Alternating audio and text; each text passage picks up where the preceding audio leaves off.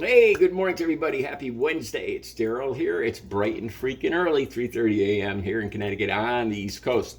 You can probably tell by my demeanor when I'm going to talk about something serious. I can't hide it. I know my demeanor changes. I can't help it. This occurred to me as soon as the draft leaked from the Supreme Court, and I have not seen anyone in the media, in government, doctors, anyone address what's going to be a huge crisis. And I'm not overestimating that. I don't see how it can be avoided. Okay, coming up on May 23rd of this year, this month, I will have 15 years and 7 months completely clean and sober. I was addicted hardcore to heroin, crack cocaine pills. I would start off my morning as soon as the package store opened with a pint of Jägermeister. Heroin, crack, cocaine, every day. That's all I consumed. I'm coming up on 15 years, 7 months clean and sober. Now, when this draft from the Supreme Court, I got to be careful what I talk about with just coming back from suspension, so I'm going to be very, very careful for a while. When this draft was leaked, certain states are going to make it illegal to terminate a pregnancy. So what are the millions of drug addicts? I looked up in Texas. Down below there's links. How many people with substance abuse disorder, drug addicts, are in Texas? Numbers I found were from before the pandemic. It's hard to find a lot of numbers from recently because of the huge increase in drug addiction and drug use during the pandemic. People with nowhere to go, extra money, no job, depression. And a lot of the numbers I found were from 3 or 4 years ago. In Texas, 1.5 million people with drug abuse disorder using drugs. Over 20 million people in the United States. So we're talking easily hundreds of thousands, tens of thousands of people in these states that are going to make it illegal to terminate a pregnancy. So when inevitably a drug addicted couple or a woman find out they are pregnant, what's going to happen? They're going to have to carry it to full term. Now, I'm going to get into, if there's time, I'm going to get into a personal story of what happened to me. I think this happens to anybody that's been in drug addiction for a long time. Drug addicts do not use birth control, okay? When you get into addiction, all that matters is the drugs. You do not have a regular doctor. The money I had, I didn't even think of money as money. I thought of it as how much of this I could buy, or how much, seriously, like $50 was this, $10 was this, $20 was 1.5 of these. Seriously, that's how I looked at it. And there was I would save maybe $5 so I could get to my dealer and back, and that was it. So, there's no money for condoms. There's no money for birth control pills, let alone forget a doctor visit or any of that. That stuff, when you go into addiction, that stuff all goes out the window. All that matters is the drugs. There is no birth control. Not to mention, I don't know how many times when you're addicted to drugs, you gravitate towards other people, to party, as I used to call it. It's no party. I don't like that term anymore. And a lot of times you don't even know these people's last name, male, female, and you're associating. And when the drugs run out, it was pretty much common at the end of the night, male and female, if there was any attraction, or even if there wasn't, just out of boredom, just to get rid of the Jones, you'd hook up, and you're not using protection. Now this happens every day, every hour of every day across this entire country. What is going to happen when all of these addicts, when inevitably pregnancy occurs? What's going to happen when these either single mothers or couples, because a lot of the males in this equation aren't even going to know. A lot of this is very impersonal when you're dealing with drug use. You don't even know somebody's last name a lot of times. I know it's a hellish world to be in.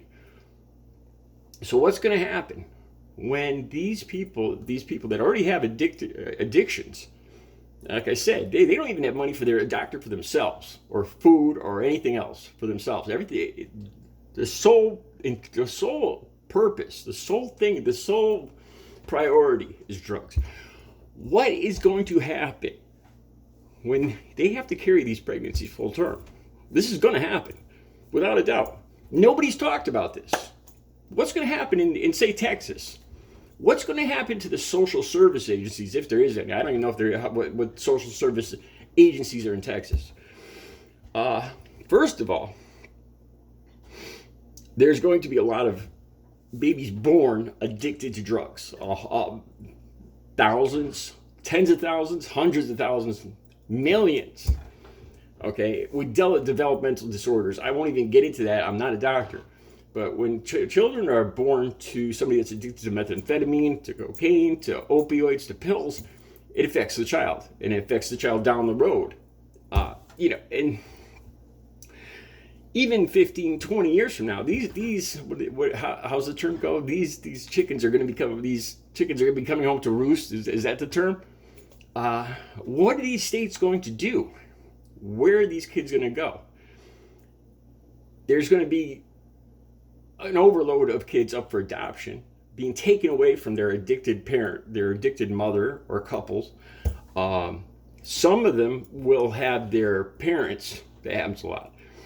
When somebody has kids that are addicts and they get pregnant, even if say the addict's in their 30s, a girl, and she gets pregnant, inevitably her mother ends up taking care of the kid. So you're gonna have baby boomers or Gen Xers in their 60s raising children. A lot of times, most times, addiction runs through families. So even the parents of these couples getting pregnant are going to have substance abuse disorders. What are these states going to do? You can't even possibly tell me that they're going to have the social systems in order to take care of this.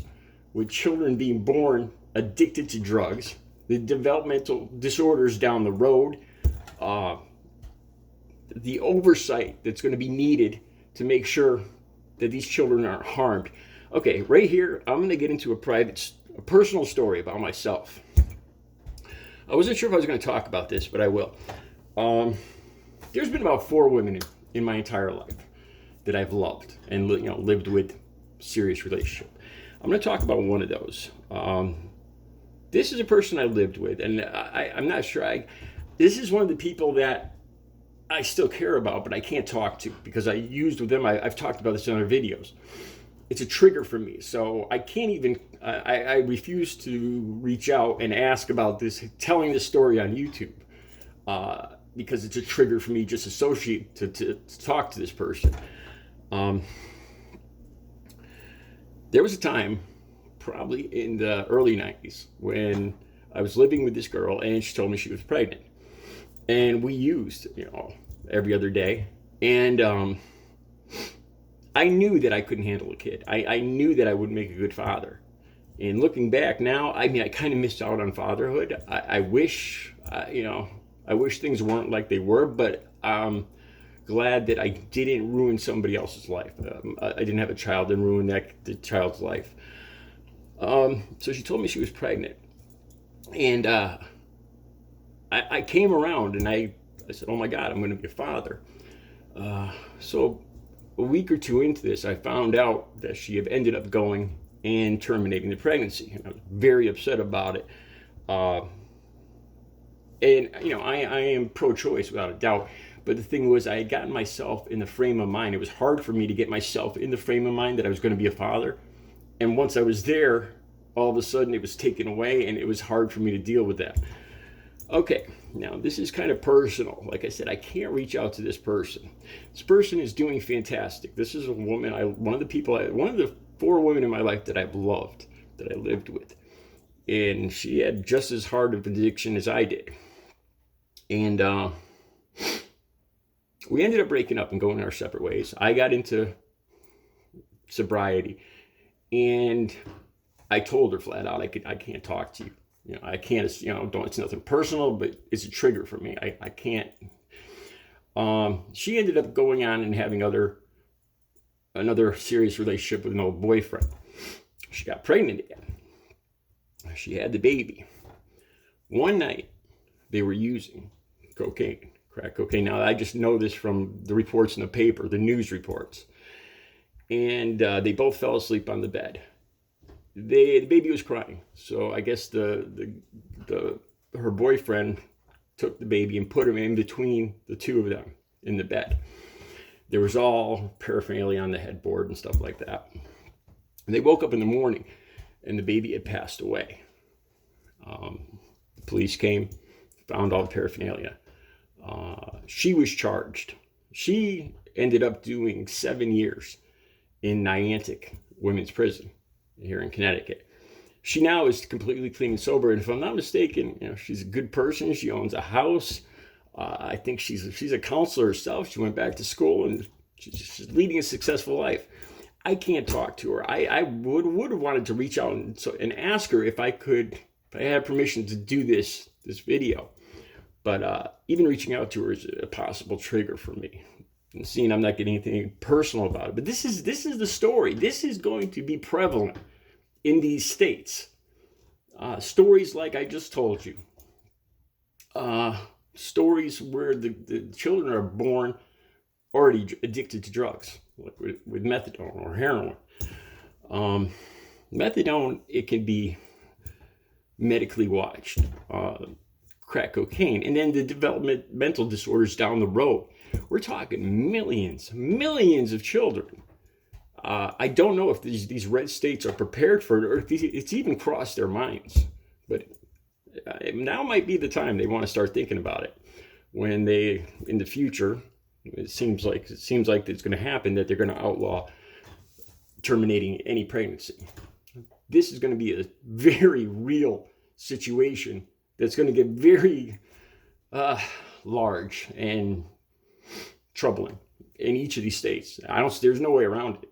There's millions of addicts. This is what happens, and this is what's going to happen. There's no other outcome that could be possible.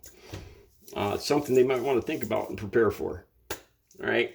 I'll do another video later. You guys have a good Wednesday.